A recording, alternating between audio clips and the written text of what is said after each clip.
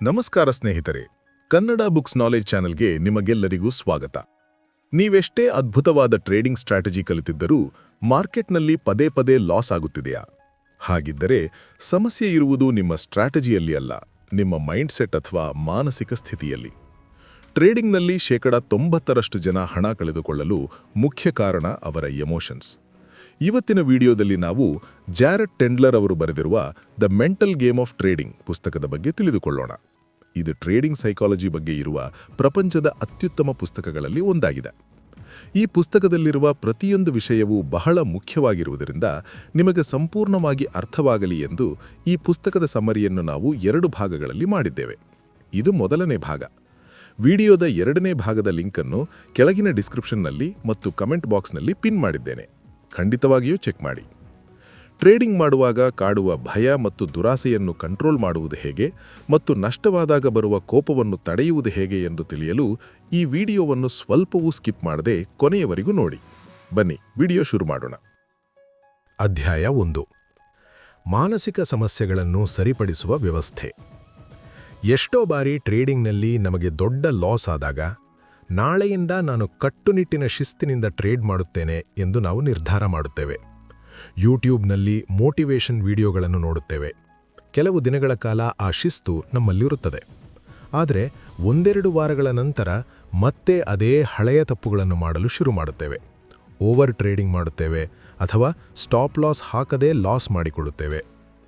ಲೇಖಕರಾದ ಜಾರೆಟ್ ಟೆಂಡ್ಲರ್ ಅವರು ಹೇಳುವಂತೆ, ಟ್ರೇಡಿಂಗ್ನಲ್ಲಿ ಬರುವ ಕೋಪ, ಭಯ ಅಥವಾ ದುರಾಸೆಯನ್ನು ಕೇವಲ ವಿಲ್ ಪವರ್ ಅಥವಾ ಮೋಟಿವೇಶನ್ನಿಂದ ಕಂಟ್ರೋಲ್ ಮಾಡುತ್ತೇನೆ ಎಂದುಕೊಂಡ್ರೆ ಅದು ಸಾಧ್ಯವಿಲ್ಲ. ಅದಕ್ಕೆ ಒಂದು ಸರಿಯಾದ ಸಿಸ್ಟಮ್ ಅಥವಾ ವ್ಯವಸ್ಥೆ ಬೇಕು. ಈ ಅಧ್ಯಾಯದಲ್ಲಿ ಲೇಖಕರು ಒಂದು ಪ್ರಮುಖ ವಿಷಯವನ್ನು ಹೇಳುತ್ತಾರೆ. ನಮ್ಮ ಎಮೋಷನ್ಸ್ ಅಥವಾ ಭಾವನೆಗಳು ನಮ್ಮ ಶತ್ರುಗಳಲ್ಲ, ಬದಲಾಗಿ ಅವು ನಮಗೆ ಮಾರ್ಕೆಟ್ ನೀಡುತ್ತಿರುವ ಸಿಗ್ನಲ್ಗಳು. ಉದಾಹರಣೆಗೆ, ಒಂದು ಟ್ರೇಡ್ ತೆಗೆದುಕೊಳ್ಳುವಾಗ ನಿಮಗೆ ವಿಪರೀತ ಭಯ ಆಗುತ್ತಿದೆ ಎಂದರೆ ನಿಮ್ಮ ಸ್ಟ್ರಾಟಜಿ ಮೇಲೆ ನಿಮಗೆ ನಂಬಿಕೆ ಇಲ್ಲ ಅಥವಾ ನೀವು ನಿಮ್ಮ ಕೆಪಾಸಿಟಿಗಿಂತ ಹೆಚ್ಚಿನ ರಿಸ್ಕ್ ತೆಗೆದುಕೊಳ್ಳುತ್ತಿದ್ದೀರಿ ಎಂದರ್ಥ. ಹಾಗಾಗಿ ನಮ್ಮ ಭಯವನ್ನು ನಾವು ಬಲವಂತವಾಗಿ ಮುಚ್ಚಿಡುವುದರ ಬದಲು ಆ ಭಯ ಯಾಕೆ ಬರುತ್ತಿದೆ ಎಂಬ ಮೂಲ ಕಾರಣವನ್ನು ನಾವು ಅರ್ಥ ಮಾಡಿಕೊಳ್ಳಬೇಕು. ಮಾನಸಿಕ ಸಮಸ್ಯೆಗಳನ್ನು ಸರಿಪಡಿಸಲು ಲೇಖಕರು ಒಂದು ಅದ್ಭುತವಾದ ಉದಾಹರಣೆ ನೀಡುತ್ತಾರೆ. ಅದೇ ಇಂಚ್ ವರ್ಮ್ ಕಾನ್ಸೆಪ್ಟ್. ಅಂದರೆ, ಒಂದು ಸಣ್ಣ ಹುಳು ಹೇಗೆ ಮುಂದಕ್ಕೆ ಚಲಿಸುತ್ತದೆ ಎಂಬುದನ್ನು ಒಮ್ಮೆ ನೆನಪಿಸಿಕೊಳ್ಳಿ. ಅದು ಮೊದಲು ತನ್ನ ದೇಹದ ಮುಂದಿನ ಭಾಗವನ್ನು ಮುಂದಕ್ಕೆ ಚಾಚುತ್ತದೆ, ಆಮೇಲೆ ತನ್ನ ಹಿಂದಿನ ಭಾಗವನ್ನು ಮುಂದಕ್ಕೆ ಎಳೆದುಕೊಳ್ಳುತ್ತದೆ. ಟ್ರೇಡಿಂಗ್ನಲ್ಲೂ ನಾವು ಇದೇ ರೀತಿ ಮಾಡಬೇಕು. ಹೆಚ್ಚಿನ ಟ್ರೇಡರ್ಗಳು ಯಾವಾಗಲೂ ಹೊಸ ಸ್ಟ್ರಾಟಜಿ ಕಲಿಯುವುದರ ಬಗ್ಗೆಯೇ ಗಮನ ಹರಿಸುತ್ತಾರೆ, ಅಂದರೆ ಹುಳುವಿನ ಮುಂದಿನ ಭಾಗದಂತೆ. ಆದರೆ ತಮ್ಮಲ್ಲಿರುವ ಕೆಟ್ಟ ಅಭ್ಯಾಸಗಳನ್ನು ಬಿಡುವುದಿಲ್ಲ, ಅಂದರೆ ಹುಳುವಿನ ಹಿಂದಿನ ಭಾಗವನ್ನು ಅಲ್ಲೇ ಬಿಡುತ್ತಾರೆ. ಇದರಿಂದ ಅವರು ಯಾವತ್ತೂ ಮುಂದೆ ಹೋಗಲು ಸಾಧ್ಯವಿಲ್ಲ. ನೀವು ಟ್ರೇಡಿಂಗ್ನಲ್ಲಿ ಬೆಳೆಯಬೇಕು ಎಂದರೆ ನೀವು ಮಾಡುವ ಅತ್ಯಂತ ಕೆಟ್ಟ ತಪ್ಪುಗಳನ್ನು, ಅಂದರೆ ಓವರ್ ಟ್ರೇಡಿಂಗ್, ರಿವೆಂಜ್ ಟ್ರೇಡಿಂಗ್ನಂತಹ ಅಭ್ಯಾಸಗಳನ್ನು ಮೊದಲು ಕಡಿಮೆ ಮಾಡುತ್ತಾ ಬರಬೇಕು. ನಿಮ್ಮ ಕೆಟ್ಟ ದಿನಗಳನ್ನು ನೀವು ಸುಧಾರಿಸಿಕೊಂಡರೆ ನಿಮ್ಮ ಟ್ರೇಡಿಂಗ್ ತನ್ನಿಂತಾನೇ ಸುಧಾರಿಸುತ್ತದೆ. ಈ ಪುಸ್ತಕದಲ್ಲಿ ಲೇಖಕರು ನಿಮ್ಮ ಎಮೋಷನ್ಸ್ ಕಂಟ್ರೋಲ್ ಮಾಡಲು ಒಂದು ಸಿಸ್ಟಮ್ ಅನ್ನು ನೀಡಿದ್ದಾರೆ. ಮೊದಲನೆಯದು ನಿಮ್ಮ ಸಮಸ್ಯೆಯನ್ನು ಗುರುತಿಸುವುದು. ಎರಡನೆಯದು ಆ ಸಮಸ್ಯೆಯ ಹಿಂದಿನ ಮೂಲ ಕಾರಣವನ್ನು ಹುಡುಕುವುದು. ಮೂರನೆಯದು ಆ ತಪ್ಪು ಮತ್ತೆ ನಡೆಯದಂತೆ ಒಂದು ಸ್ಟ್ರಾಟಜಿ ಮಾಡುವುದು. ಮತ್ತು ನಾಲ್ಕನೆಯದು ಆ ಸ್ಟ್ರಾಟಜಿಯನ್ನು ನಿರಂತರವಾಗಿ ಪ್ರಾಕ್ಟೀಸ್ ಮಾಡುವುದು. ಈ ಸಿಸ್ಟಮನ್ನು ನೀವು ಸರಿಯಾಗಿ ಪಾಲಿಸಿದರೆ ಯಾವುದೇ ರೀತಿಯ ಮಾನಸಿಕ ಸಮಸ್ಯೆಯನ್ನಾದರೂ ನೀವು ಶಾಶ್ವತವಾಗಿ ದೂರ ಮಾಡಬಹುದು. ಅಧ್ಯಾಯ 2. ನಿಮ್ಮ ವರ್ತನೆಯ ಮಾದರಿ ಅಥವಾ ಪ್ಯಾಟರ್ನ್ ಅನ್ನು ಗುರುತಿಸುವುದು. ಟ್ರೇಡಿಂಗ್ನಲ್ಲಿ ನಾವು ಮಾಡುವ ತಪ್ಪುಗಳು ಇದ್ದಕ್ಕಿದ್ದಂತೆ ಆಗುವುದಿಲ್ಲ.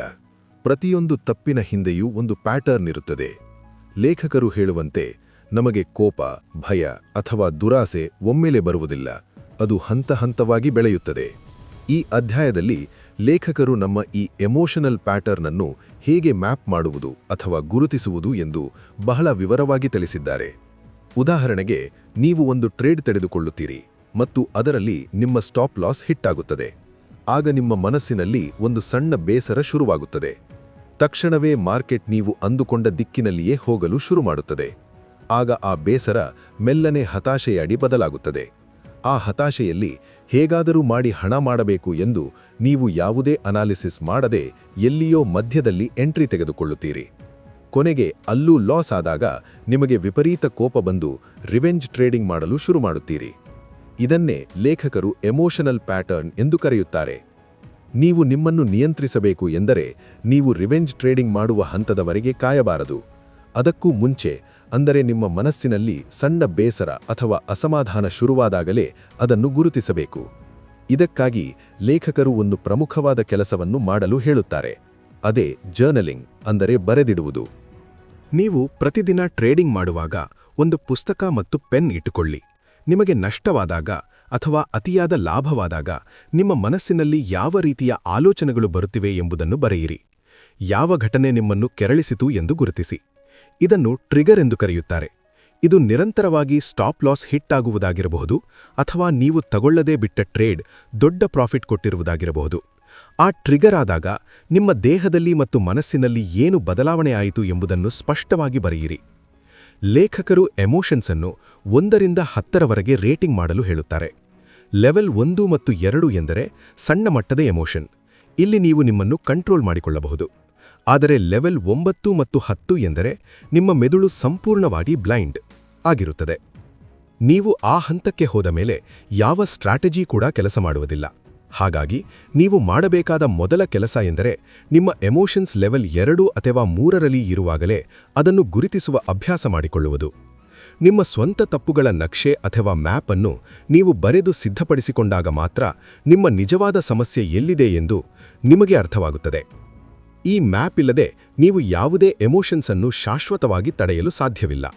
ಮುಂದಿನ ಅಧ್ಯಾಯಗಳಲ್ಲಿ ಹೇಳುವ ಪರಿಹಾರಗಳು ಕೆಲಸ ಮಾಡಬೇಕು ಎಂದರೆ ಈ ಅಧ್ಯಾಯದಲ್ಲಿ ಹೇಳಿರುವ ಹಾಗೆ ನಿಮ್ಮ ಪ್ಯಾಟರ್ನ್ ಅನ್ನು ನೀವು ಮೊದಲು ಗುರುತಿಸಿರಬೇಕು. ಅಧ್ಯಾಯ 3. ನಿಮ್ಮ ಸಮಸ್ಯೆಯ ಮೂಲ ಕಾರಣವನ್ನು ಹುಡುಕುವುದು. ಹಿಂದಿನ ಅಧ್ಯಾಯದಲ್ಲಿ ನಾವು ನಮ್ಮ ಎಮೋಷನಲ್ ಪ್ಯಾಟರ್ನ್ ಅನ್ನು ಗುರುತಿಸುವುದು ಹೇಗೆ ಎಂದು ಕಲಿತೆವು. ಆದರೆ ಬರೀ ತಪ್ಪುಗಳನ್ನು ಗುರುತಿಸಿದರೆ ಸಾಲದು. ಆ ತಪ್ಪುಗಳು ಯಾಕೆ ನಡೆಯುತ್ತಿವೆ ಎಂಬ ಮೂಲ ಕಾರಣವನ್ನು ಕಂಡುಹಿಡಿಯಬೇಕು. ಲೇಖಕರು ಹೇಳುವಂತೆ ಟ್ರೇಡಿಂಗ್ನಲ್ಲಿ ನಮಗೆ ಬರುವ ಭಯ, ಕೋಪ ಅಥವಾ ದುರಾಸೆ ಇವೆಲ್ಲವೂ ಕೇವಲ ಲಕ್ಷಣಗಳು ಅಥವಾ ಸಿಂಪ್ಟಮ್ಸ್ ಮಾತ್ರ. ಇದಕ್ಕೊಂದು ಉದಾಹರಣೆ ನೀಡುತ್ತಾರೆ.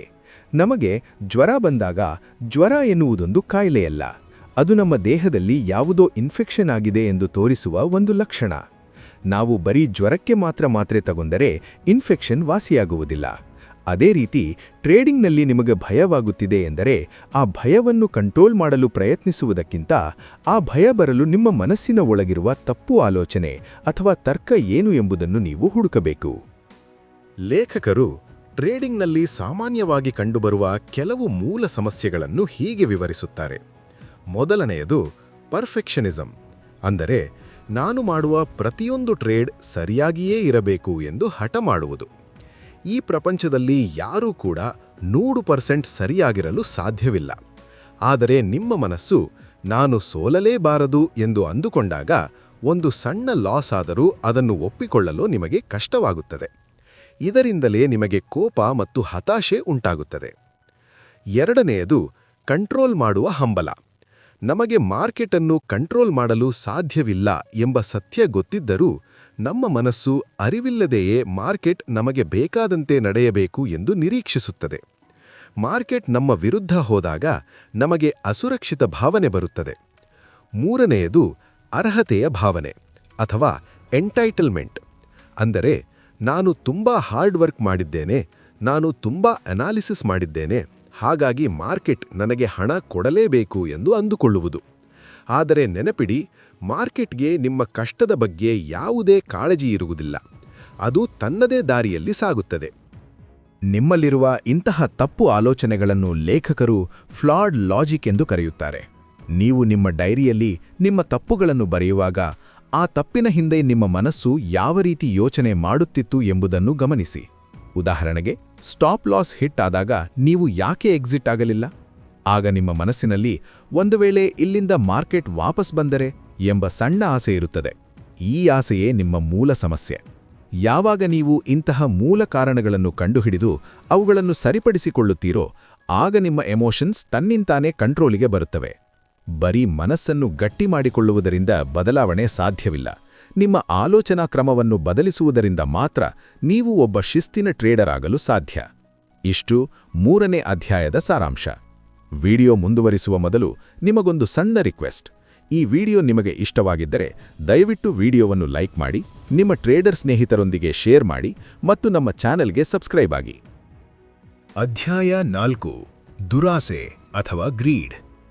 ಟ್ರೇಡಿಂಗ್ ಪ್ರಪಂಚದಲ್ಲಿ ಒಂದು ಪ್ರಸಿದ್ಧವಾದ ಮಾತಿದೆ: bulls make money, bears make money, but pigs get slaughtered. ಅಂದರೆ ಮಾರ್ಕೆಟ್ ಮೇಲೆ ಹೋದಾಗಲೂ ಹಣ ಮಾಡಬಹುದು, ಕೆಳಗೆ ಹೋದಾಗಲೂ ಹಣ ಮಾಡಬಹುದು. ಆದರೆ ಹಂದಿಯಂತೆ ದುರಾಸೆ ಪಟ್ಟರೆ ಮಾರ್ಕೆಟ್ ನಿಮ್ಮನ್ನು ಸುಮ್ಮನೆ ಬಿಡುವುದಿಲ್ಲ. ಈ ಅಧ್ಯಾಯದಲ್ಲಿ ಲೇಖಕರು ಟ್ರೇಡರ್ಗಳ ಅತಿದೊಡ್ಡ ಶತ್ರುವಾದ ದುರಾಸೆ ಬಗ್ಗೆ ಬಹಳ ವಿವರವಾಗಿ ಮಾತನಾಡಿದ್ದಾರೆ. ದುರಾಸೆ ಎಂದರೆ ಏನು? ನಾವು ಟ್ರೇಡ್ನಲ್ಲಿರುವಾಗ ನಮಗೆ ಪ್ರಾಫಿಟ್ ಕಾಣುತ್ತಿದ್ದರೆ ನಮ್ಮ ಮೆದುಳಿಗೆ ಒಂದು ರೀತಿಯ ಖುಷಿ ಸಿಗುತ್ತದೆ. ಆ ಖುಷಿ ಹೆಚ್ಚಾದಾಗ ನಮಗೆ ನಮ್ಮ ಟಾರ್ಗೆಟ್ ಅಥವಾ ಸ್ಟ್ರಾಟಜಿ ನೆನಪಾಗುವುದಿಲ್ಲ. ಬರೀ ಆ ಪ್ರಾಫಿಟನ್ನು ಇನ್ನಷ್ಟು ಹೆಚ್ಚು ಮಾಡಬೇಕು ಎಂಬ ಆಸೆ ಮಾತ್ರ ಹುಟ್ಟುತ್ತದೆ. ಇದನ್ನೇ ದುರಾಸೆ ಎಂದು ಕರೆಯುವುದು. ಲೇಖಕರು ಹೇಳುವಂತೆ ದುರಾಸೆ ಟ್ರೇಡಿಂಗ್ನಲ್ಲಿ ಮುಖ್ಯವಾಗಿ 3 ರೀತಿಯಲ್ಲಿ ಕಾಣಿಸಿಕೊಳ್ಳುತ್ತದೆ. ಮೊದಲನೇದು, ವಿನ್ನಿಂಗ್ ಟ್ರೇಡನ್ನು ಅತಿಯಾಗಿ ಹೋಲ್ಡ್ ಮಾಡುವುದು. ಅಂದರೆ ನಿಮ್ಮ ಟಾರ್ಗೆಟ್ ರೀಚ್ ಆದ ಮೇಲೂ ಮಾರ್ಕೆಟ್ ಇನ್ನೂ ಮೇಲೆ ಹೋಗಬಹುದು ಎಂಬ ಆಸೆಯಿಂದ ಎಕ್ಸಿಟ್ ಆಗದೇ ಇರುವುದು. ಕೊನೆಗೆ ಮಾರ್ಕೆಟ್ ರಿವರ್ಸ್ ಆದಾಗ ಬಂದಿದ್ದ ಪ್ರಾಫಿಟ್ ಕೂಡ ಹೋಗಿ ದೊಡ್ಡ ಲಾಸ್ ಆಗುತ್ತದೆ. ಎರಡನೆಯದು, ಓವರ್ ಟ್ರೇಡಿಂಗ್. ಬೆಳಗ್ಗೆ ಒಂದು ಟ್ರೇಡ್ನಲ್ಲಿ ನಿಮಗೆ ಒಳ್ಳೆಯ ಪ್ರಾಫಿಟ್ ಆಗಿರುತ್ತದೆ. ಅಂದಿಗೆ ನಿಮ್ಮ ಟ್ರೇಡಿಂಗ್ ಮುಗಿಸಬೇಕು. ಆದರೆ ದುರಾಸೆ ನಿಮ್ಮನ್ನು ಸುಮ್ಮನೆ ಕೂರಲು ಬಿಡುವುದಿಲ್ಲ. ಇನ್ನೂ ಸ್ವಲ್ಪ ಹಣ ಮಾಡೋಣ ಎಂದು ಮತ್ತೆ ಮತ್ತೆ ಟ್ರೇಡ್ ಮಾಡಿ ಬೆಳಗ್ಗೆ ಬಂದಿದ್ದ ಲಾಭವನ್ನೆಲ್ಲ ಮಾರ್ಕೆಟ್ಗೆ ವಾಪಸ್ ಕೊಡುತ್ತೀರಿ. ಮೂರನೆಯದು, ಪೊಸಿಷನ್ ಸೈಜಿಂಗ್ ಅನ್ನು ದಿಢೀರನೆ ಹೆಚ್ಚಿಸುವುದು. ಅಂದರೆ ನಿಮ್ಮ ಬಳಿ 1 ಲಕ್ಷ ರೂಪಾಯಿ ಕ್ಯಾಪಿಟಲ್ ಇದ್ದರೆ ನಿಮ್ಮ ರಿವಾರ್ಡ್ಗಿಂತ ನಿಮ್ಮ ರಿಸ್ಕ್ ಅನ್ನು ಮರೆತು ಒಂದೇ ದಿನದಲ್ಲಿ ಡಬಲ್ ಮಾಡಬೇಕು ಎಂದು ನಿಮ್ಮ ಪೂರ್ತಿ ಕ್ಯಾಪಿಟಲ್ ಅನ್ನು ಒಂದೇ ಟ್ರೇಡ್ನಲ್ಲಿ ಹಾಕುವುದು. ಜಾರೆಡ್ ಟೆಂಡ್ಲರ್ ಅವರು ಇಲ್ಲಿ ಒಂದು ಬಹಳ ಮುಖ್ಯವಾದ ವಿಷಯವನ್ನು ಹೇಳುತ್ತಾರೆ. ಟ್ರೇಡಿಂಗ್ನಲ್ಲಿ ಹಣ ಮಾಡಬೇಕು ಎಂಬ ಗುರಿ ಇಟ್ಟುಕೊಳ್ಳುವುದು ಮಹತ್ವಾಕಾಂಕ್ಷೆ. ಅದು ತಪ್ಪಲ್ಲ. ಆದರೆ ಆ ಹಣ ಮಾಡಲು ನೀವು ನಿಮ್ಮದೇ ರೂಲ್ಸ್ಗಳನ್ನು ಮುರಿಯುವುದು ಮತ್ತು ರಿಸ್ಕ್ ಮ್ಯಾನೇಜ್ಮೆಂಟನ್ನು ಮರೆಯುವುದು ಖಂಡಿತವಾಗಿಯೂ ದುರಾಸೆ. ತುಂಬಾ ಸಾರಿ ನಾವು ನಮ್ಮ ಹಿಂದಿನ ದಿನದ ಲಾಸನ್ನು ಕವರ್ ಮಾಡಬೇಕು ಎಂದು ದುರಾಸೆ ಪಡುತ್ತೇವೆ. ಅಥವಾ ಬೇರೆಯವರ ಪ್ರಾಫಿಟ್ ಸ್ಕ್ರೀನ್ಶಾಟ್ ನೋಡಿ ನಮಗೂ ಅಷ್ಟು ಹಣ ಒಂದೇ ದಿನದಲ್ಲಿ ಬರಬೇಕು ಎಂದು ದುರಾಸೆ ಪಡುತ್ತೇವೆ. ಹಾಗಾದರೆ ಈ ದುರಾಸೆಯನ್ನು ಕಂಟ್ರೋಲ್ ಮಾಡುವುದು ಹೇಗೆ? ಇದಕ್ಕೆ ಲೇಖಕರು ನೀಡುವ ಮೊದಲ ಪರಿಹಾರ, ಮಾರ್ಕೆಟ್ನ ಟಾಪ್ ಮತ್ತು ಬಾಟಮ್ ಅನ್ನು ಹಿಡಿಯಲು ಯಾರಿಗೂ ಸಾಧ್ಯವಿಲ್ಲ ಎಂಬ ಸತ್ಯವನ್ನು ಒಪ್ಪಿಕೊಳ್ಳುವುದು. ನೀವು ಎಂಟ್ರಿ ಆದ ಮೇಲೆ ಮಾರ್ಕೆಟ್ ಕೇವಲ ಮೇಲೆಯೇ ಹೋಗಬೇಕು ಮತ್ತು ನೀವು ಎಕ್ಸಿಟ್ ಆದ ಮೇಲೆಯೇ ಮಾರ್ಕೆಟ್ ಬೀಳಬೇಕು ಎಂದು ಅಂದುಕೊಳ್ಳುವುದು ಮೂರ್ಖತನ. ಮಾರ್ಕೆಟ್ ಎಲ್ಲಿಯವರೆಗೆ ಹೋಗುತ್ತದೆಯೋ ಅಲ್ಲಿಯವರೆಗೆ ಹೋಗಲಿ. ನಿಮ್ಮ ಟಾರ್ಗೆಟ್ ಬಂದ ತಕ್ಷಣ ಪ್ರಾಫಿಟ್ ಬುಕ್ ಮಾಡಿ, ಅಥವಾ ಕಡ್ಡಾಯವಾಗಿ ಸ್ಟಾಪ್ ಲಾಸ್ ಅನ್ನು ಟ್ರೇಲ್ ಮಾಡುತ್ತಾ ಬನ್ನಿ. ನಿಮ್ಮ ಡಯರಿಯಲ್ಲಿ ನಿಮ್ಮ ದುರಾಸೆಯ ಲಕ್ಷಣಗಳನ್ನು ಬರೆದಿಟ್ಟುಕೊಳ್ಳಿ. ನಿಮಗೆ ಯಾವಾಗ ಅತಿಯಾದ ಆಸೆ ಶುರುವಾಗುತ್ತದೆ ಎಂದು ಮೊದಲೇ ಗುರುತಿಸಿ. ಟ್ರೇಡಿಂಗ್ನಲ್ಲಿ ದುರಾಸೆ ಬರುವುದು ಸಹಜ. ಆದರೆ ಆ ದುರಾಸೆಗೆ ಬಲಿಯಾಗಿ ನಿಮ್ಮ ಶಿಸ್ತನ್ನು ಮರೆಯದಂತೆ ಒಂದು ಪಕ್ಕಾ ಪ್ಲಾನ್ ಮಾಡಿಕೊಳ್ಳಿ. ಟ್ರೇಡಿಂಗ್ ಎನ್ನುವುದು ಮ್ಯಾರಥಾನ್ ಓಟ, ಇದೇನು 100 ಮೀಟರ್ ರೇಸ್ ಅಲ್ಲ ಎಂಬುದನ್ನು ಯಾವತ್ತೂ ಮರೆಯಬೇಡಿ. ಅಧ್ಯಾಯ 5. ಭಯ ಅಥವಾ ಫಿಯರ್. ಟ್ರೇಡಿಂಗ್ನಲ್ಲಿ ದುರಾಸೆ ಎಷ್ಟು ಅಪಾಯಕಾರಿಯೋ ಭಯ ಕೂಡ ಅಷ್ಟೇ ಅಪಾಯಕಾರಿ. ಸಾಮಾನ್ಯ ಜೀವನದಲ್ಲಿ ಭಯ ಎನ್ನುವುದು ನಮ್ಮನ್ನು ಅಪಾಯದಿಂದ ರಕ್ಷಿಸುವ ಒಂದು ಆಯುಧ. ಆದರೆ ಟ್ರೇಡಿಂಗ್ನಲ್ಲಿ ಈ ಭಯವೇ ನಮಗೆ ಅತಿ ದೊಡ್ಡ ಶತ್ರುವಾಗಿ ಬದಲಾಗುತ್ತದೆ. ಜಾರೆಡ್ ಟೆಂಡ್ಲರ್ ಅವರು ಈ ಅಧ್ಯಾಯದಲ್ಲಿ ಟ್ರೇಡರ್ಗಳನ್ನು ಕಾಡುವ ನಾನಾ ರೀತಿಯ ಭಯಗಳ ಬಗ್ಗೆ ಮತ್ತು ಅದನ್ನು ನಿಭಾಯಿಸುವ ದಾರಿಗಳ ಬಗ್ಗೆ ವಿವರವಾಗಿ ತಿಳಿಸಿದ್ದಾರೆ. ಮೊದಲಿಗೆ ನಾವು ಯಾವೆಲ್ಲ ರೀತಿಯ ಭಯಗಳನ್ನು ಎದುರಿಸುತ್ತೇವೆ ಎಂದು ನೋಡೋಣ. ಇದರಲ್ಲಿ ಮೊದಲನೆಯದು ಮತ್ತು ಅತಿ ದೊಡ್ಡದು ಎಂದರೆ ಫೋಮೋ, ಅಂದರೆ ಫಿಯರ್ ಆಫ್ ಮಿಸ್ಸಿಂಗ್ ಔಟ್. ನಿಮಗೆ ಒಂದು ಒಳ್ಳೆ ಕ್ಯಾಂಡಲ್ ಕಾಣುತ್ತದೆ, ಆದರೆ ನಿಮ್ಮ ಸ್ಟ್ರಾಟಜಿ ಪ್ರಕಾರ ಎಂಟ್ರಿ ಇರುವುದಿಲ್ಲ. ಆದರೂ ಎಲ್ಲೋ ಈ ಟ್ರೇಡ್ ನನ್ನ ಕೈತಪ್ಪಿ ಹೋದರೆ ಎಂಬ ಭಯದಲ್ಲಿ ನೀವು ಗಾಬರಿಯಿಂದ ಎಲ್ಲಿಯೋ ಮಧ್ಯದಲ್ಲಿ ಎಂಟ್ರಿ ತೆಗೆದುಕೊಳ್ಳುತ್ತೀರಿ. ಮಾರ್ಕೆಟ್ ರಿವರ್ಸ್ ಆದಾಗ ಸಿಕ್ಕಿಬೀಳುತ್ತೀರಿ. ಎರಡನೆಯದು ಹಣ ಕಳೆದುಕೊಳ್ಳುವ ಭಯ. ನೀವು ಒಂದು ಟ್ರೇಡ್ನಲ್ಲಿ ಎಂಟ್ರಿಯಾಗಿದ್ದೀರಿ, ಆದರೆ ಮಾರ್ಕೆಟ್ ಸ್ವಲ್ಪ ಕೆಳಗೆ ಬಂದ ತಕ್ಷಣ ನಿಮಗೆ ಭಯ ಶುರುವಾಗುತ್ತದೆ. ಎಲ್ಲಿ ನಿಮ್ಮ ಕ್ಯಾಪಿಟಲ್ ಹೋಗಿಬಿಡುತ್ತದೆಯೋ ಎಂದು. ಸ್ಟಾಪ್ ಲಾಸ್ ಹಿಟ್ ಆಗುವ ಮುಂಚೆಯೇ ನೀವು ಎಕ್ಸಿಟ್ ಆಗಿಬಿಡುತ್ತೀರಿ. ನೀವು ಎಕ್ಸಿಟ್ ಆದ ತಕ್ಷಣ ಮಾರ್ಕೆಟ್ ನಿಮ್ಮ ಟಾರ್ಗೆಟ್ ಕಡೆಗೆ ಹೋಗುತ್ತದೆ. ಮೂರನೆಯದು ತಪ್ಪು ಮಾಡುವ ಭಯ. ನಿಮ್ಮ ಅನಾಲಿಸಿಸ್ ಪ್ರಕಾರ ಮಾರ್ಕೆಟ್ ಬ್ರೇಕೌಟ್ ಆಗಿದೆ, ನಿಮಗೆ ಕನ್ಫರ್ಮೇಷನ್ ಕೂಡ ಸಿಕ್ಕಿದೆ. ಆದರೂ ಹಿಂದೆ ಆಗಿರುವ ಲಾಸ್ಗಳನ್ನು ನೆನಪಿಸಿಕೊಂಡು ಎಲ್ಲಿ ಈ ಟ್ರೇಡ್ ಕೂಡ ತಪ್ಪಾಗುತ್ತದೆಯೋ ಎಂಬ ಭಯದಲ್ಲಿ ನೀವು ಎಂಟ್ರಿ ತೆಗೆದುಕೊಳ್ಳುವುದೇ ಇಲ್ಲ. ಸುಮ್ಮನೆ ಸ್ಕ್ರೀನ್ ನೋಡುತ್ತಾ ಕೂರುತ್ತೀರಿ. ಆ ಟ್ರೇಡ್ ದೊಡ್ಡ ಪ್ರಾಫಿಟ್ ಕೊಟ್ಟಾಗ ಮತ್ತೆ ಪಶ್ಚಾತ್ತಾಪ ಪಡುತ್ತೀರಿ. 4ನೇದು ಬಂದಿರುವ ಲಾಭವನ್ನು ಕಳೆದುಕೊಳ್ಳುವ ಭಯ. ನೀವು ಟ್ರೇಡ್ನಲ್ಲಿರುವಾಗ ಸ್ವಲ್ಪ ಪ್ರಾಫಿಟ್ ಕಾಣಲು ಶುರುವಾದ ತಕ್ಷಣ ಎಲ್ಲಿ ಈ ಬಂದಿರುವ ಲಾಭ ಕೂಡ ವಾಪಸ್ ಹೋಗುತ್ತದೆಯೋ ಎಂಬ ಹೆದರಿಕೆಯಲ್ಲಿ ಟಾರ್ಗೆಟ್ಗಿಂತ ಮುಂಚೆಯೇ ಬಹಳ ಬೇಗ ಎಕ್ಸಿಟ್ ಆಗುತ್ತೀರಿ. ದೊಡ್ಡ ಪ್ರಾಫಿಟ್ ಮಾಡುವ ಅವಕಾಶವನ್ನು ನೀವೇ ಕಳೆದುಕೊಳ್ಳುತ್ತೀರಿ. ಲೇಖಕರು ಹೇಳುವಂತೆ ಈ ಎಲ್ಲಾ ಭಯಗಳಿಗೆ ಮೂಲ ಕಾರಣ ಎಂದರೆ ಅನಿಶ್ಚಿತತೆ ಅಥವಾ ಅನ್ಸರ್ಟೆಂಟಿ. ಟ್ರೇಡಿಂಗ್ನಲ್ಲಿ ಮುಂದೆ ಏನಾಗುತ್ತದೆ ಎಂದು ಯಾರಿಗೂ ಗೊತ್ತಿರುವುದಿಲ್ಲ. ಆದರೆ ನಮ್ಮ ಮೆದುಳು ಎಲ್ಲವೂ ತನಗೆ ಮೊದಲೇ ಗೊತ್ತಿರಬೇಕು ಎಂದು ಬಯಸುತ್ತದೆ. ಅದು ಸಾಧ್ಯವಿಲ್ಲ ಎಂದಾಗ ನಮಗೆ ಭಯವಾಗುತ್ತದೆ. ಇದಕ್ಕೆ ಲೇಖಕರು ಕೊಡುವ ಪರಿಹಾರ ಎಂದರೆ ಪ್ರತಿಯೊಂದು ಟ್ರೇಡ್ನಲ್ಲೂ ರಿಸ್ಕ್ ಇದ್ದೇ ಇರುತ್ತದೆ ಎಂಬ ಸತ್ಯವನ್ನು 100% ಒಪ್ಪಿಕೊಳ್ಳುವುದು. ನೀವು ಟ್ರೇಡ್ ತೆಗೆದುಕೊಳ್ಳುವ ಮುಂಚೆಯೇ ಇದರಲ್ಲಿ ನನಗೆ ಇಷ್ಟು ಲಾಸ್ ಆಗಬಹುದು ಮತ್ತು ಆ ಲಾಸನ್ನು ತಡೆದುಕೊಳ್ಳುವ ಶಕ್ತಿ ನನಗಿದೆ ಎಂದು ನೀವು ನಿರ್ಧಾರ ಮಾಡಿರಬೇಕು. ಭಯವನ್ನು ಕಡಿಮೆ ಮಾಡುವ ಮತ್ತೊಂದು ಪ್ರಮುಖ ದಾರಿ ಎಂದರೆ ನಿಮ್ಮ ಪೊಸಿಷನ್ ಸೈಜ್ ಅನ್ನು ಕಡಿಮೆ ಮಾಡುವುದು. ನಿಮ್ಮ ಬಳಿ ಇರುವುದೇ 10,000 ರೂಪಾಯಿ ಕ್ಯಾಪಿಟಲ್, ಅದರಲ್ಲಿ ನೀವು ಒಂದೇ ಟ್ರೇಡ್ಗೆ 8,000 ರಿಸ್ಕ್ ಮಾಡುತ್ತಿದ್ದರೆ ನಿಮಗೆ ಖಂಡಿತವಾಗಿಯೂ ಭಯ ಆಗೇ ಆಗುತ್ತದೆ. ನಿಮ್ಮ ರಿಸ್ಕ್ ಮ್ಯಾನೇಜ್ಮೆಂಟ್ ಸರಿಯಾಗಿದ್ದರೆ ನಿಮ್ಮ ಭಯ ಅರ್ಧದಷ್ಟು ತನ್ನಿಂತಾನೇ ಕಡಿಮೆಯಾಗುತ್ತದೆ. ಭಯವನ್ನು ಸಂಪೂರ್ಣವಾಗಿ ತೆಗೆದುಹಾಕಲು ಸಾಧ್ಯವಿಲ್ಲ, ಆದರೆ ನಿಮ್ಮ ಜ್ಞಾನ ಮತ್ತು ಶಿಸ್ತಿನಿಂದ ಅದನ್ನು ಖಂಡಿತ ನಿಯಂತ್ರಿಸಬಹುದು. ಭಯವಾದಾಗ ಒಮ್ಮೆ ಆಳವಾಗಿ ಉಸಿರೆಳೆದುಕೊಂಡು ನಿಮ್ಮ ಟ್ರೇಡಿಂಗ್ ಪ್ಲಾನ್ ಅನ್ನು ಮಾತ್ರ ನಂಬಿ. ಸ್ನೇಹಿತರೆ, ಇಲ್ಲಿಗೆ the mental game of trading ಪುಸ್ತಕದ ಮೊದಲನೇ ಭಾಗ ಮುಕ್ತಾಯವಾಗುತ್ತದೆ. ಈ ಭಾಗದಲ್ಲಿ ನಾವು ನಮ್ಮ ಎಮೋಷನಲ್ ಪ್ಯಾಟರ್ನ್ ಅನ್ನು ಗುರುತಿಸುವುದು, ತಪ್ಪುಗಳ ಮೂಲ ಕಾರಣ ಹುಡುಕುವುದು, ದುರಾಸೆ ಮತ್ತು ಭಯವನ್ನು ಹೇಗೆ ಎದುರಿಸುವುದು ಎಂದು ವಿವರವಾಗಿ ಕಲಿತೆವು. ಆದರೆ ಟ್ರೇಡಿಂಗ್ನಲ್ಲಿ ಒಬ್ಬ ಟ್ರೇಡರ್ಗೆ ಅತಿ ದೊಡ್ಡ ನಷ್ಟವಾಗುವುದು ಆತ ಕೋಪ ಮತ್ತು ಹತಾಶೆಯಿಂದ ಮಾಡುವ ರಿವೆಂಜ್ ಟ್ರೇಡಿಂಗ್ನಿಂದ. ಇದನ್ನೇ ಟಿಲ್ಟ್ ಎಂದು ಕರೆಯುತ್ತಾರೆ. ಈ ಟಿಲ್ಟ್ ಅನ್ನು ತಡೆಯುವುದು ಹೇಗೆ, ಟ್ರೇಡಿಂಗ್ನಲ್ಲಿ ಕಟ್ಟುನಿಟ್ಟಿನ ಶಿಸ್ತನ್ನು ಬೆಳೆಸಿಕೊಳ್ಳುವುದು ಹೇಗೆ ಮತ್ತು ಈ ಎಲ್ಲಾ ಮಾನಸಿಕ ಸಮಸ್ಯೆಗಳಿಗೆ ಶಾಶ್ವತ ಪರಿಹಾರವೇನು ಎಂಬುದನ್ನು ನಾವು ವಿಡಿಯೋದ 2ನೇ ಭಾಗದಲ್ಲಿ ನೋಡೋಣ. 2ನೇ ಭಾಗದಲ್ಲಿರುವ ವಿಷಯಗಳು ನಿಮ್ಮ ಟ್ರೇಡಿಂಗ್ ಲೈಫ್ ಅನ್ನು ಸಂಪೂರ್ಣವಾಗಿ ಬದಲಾಯಿಸಲಿವೆ. 2ನೇ ಭಾಗದ ವಿಡಿಯೋ ಲಿಂಕ್ ಅನ್ನು ಕೆಳಗಿನ ಡಿಸ್ಕ್ರಿಪ್ಷನ್ನಲ್ಲಿ ಮತ್ತು ಕಾಮೆಂಟ್ ಬಾಕ್ಸ್ನಲ್ಲಿ ಪಿನ್ ಮಾಡಿದ್ದೇನೆ. ದಯವಿಟ್ಟು ಆ ಲಿಂಕ್ ಮೇಲೆ ಕ್ಲಿಕ್ ಮಾಡಿ 2ನೇ ಭಾಗವನ್ನು ಮಿಸ್ ಮಾಡದೆ ಸಂಪೂರ್ಣವಾಗಿ ನೋಡಿ. ಹಾಗೇ ಹೋಗುವ ಮುನ್ನ ಈ ವಿಡಿಯೋ ನಿಮಗೆ ಸ್ವಲ್ಪವಾದರೂ ಉಪಯೋಗವಾಗಿದೆ ಎಂದು ಅನ್ನಿಸಿದರೆ ದಯವಿಟ್ಟು ವಿಡಿಯೋವನ್ನು ಲೈಕ್ ಮಾಡಿ, ನಿಮ್ಮ ಟ್ರೇಡಿಂಗ್ ಗೆಳೆಯರೊಂದಿಗೆ ಶೇರ್ ಮಾಡಿ ಮತ್ತು ನಮ್ಮ ಕನ್ನಡ ಬುಕ್ಸ್ ನಾಲೆಡ್ಜ್ ಚಾನೆಲ್ಗೆ ತಪ್ಪದೆ ಸಬ್ಸ್ಕ್ರೈಬ್ ಆಗಿ. ಬನ್ನಿ 2ನೇ ಭಾಗದ ವಿಡಿಯೋದಲ್ಲಿ ಸಿಗೋಣ. ಧನ್ಯವಾದಗಳು.